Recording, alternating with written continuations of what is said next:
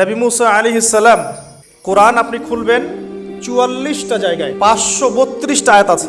সুবহানাল্লাহ, ৪৪টা জায়গার ৫৩২টা আয়াতে আল্লাহ রাব্বুল আলামিন মুসা ফিরাউন মুসা ফিরাউন মুসা ফিরাউন আমাদেরকে বলেছে। কোরআন কাদের জন্য?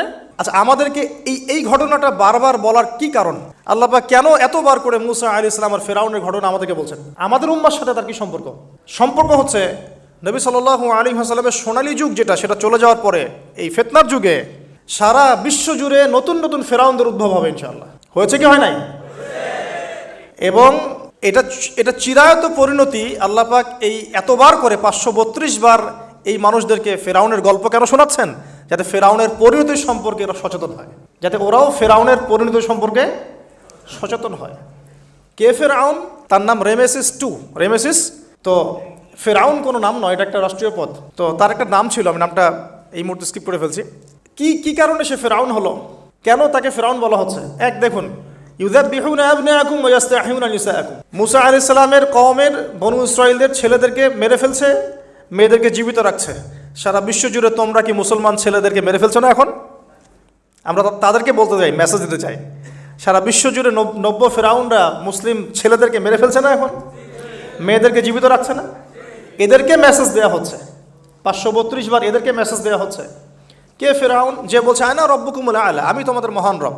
সারা ওয়ার্ল্ড যারা চালাচ্ছে তারা এই দাবি প্রত্যক্ষভাবে না করলেও পরোক্ষভাবে ঠিকই করছে। ওয়ার্ল্ডের কতগুলো জায়গায় আপনি দেখবেন যে অবনত চিত্তে আল্লাহ পাকের হুকুমের সামনে মাথা পেতে নিচ্ছে।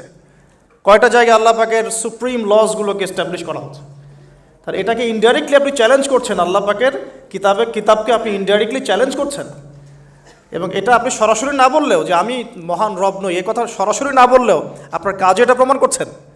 আল্লাহ পাকের সমস্ত আহকাম হুকুম ইসলামিক বিধানগুলোকে উঠিয়ে দিয়ে জাহেলিয়াত প্রতিষ্ঠা করছেন, শিক্ষা ক্ষেত্রে, সাংস্কৃতিক ক্ষেত্রে, অর্থনৈতিক ক্ষেত্রে, ইভেন পলিটিক্যাল ক্ষেত্রে। তাহলে এটা কি ফেরাউনের আচরণ নয়? এটা কি ফেরাউনের আচরণ নয়? ফেরাউন কাকে বলে? ফেরাউন ডেফিনেশন কি আসলে?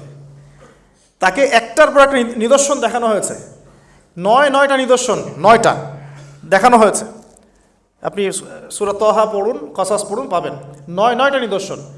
এতগুলো নিদর্শন আয়াত দেখার পরেও ফেরাউন ঈমান নিয়ে আসে নাই। তো এখন সারা ওয়ার্ল্ডে যারা আছে, বড় বড় ফেরাউন, নমরুদ, আজার, এদের সামনে নিদর্শনের অভাব আছে? এরপরেও কি তারা ইসলাম কবুল করছে, আত্মসমর্পণ করছে? ইসলামের উপর এত আগ্রাসন, এত ম্যাসাকার্ড অবস্থার পরেও ইসলাম কি দিন দিন কমছে না বাড়ছে? নিদর্শন। মুসলিমদের উপরে এত সাংস্কৃতিক আগ্রাসন, শিক্ষাক্ষেত্রে আগ্রাসন, অর্থনৈতিক আগ্রাসন, পলিটিক্যাল আগ্রাসন, এরপরেও কি মুসলিমরা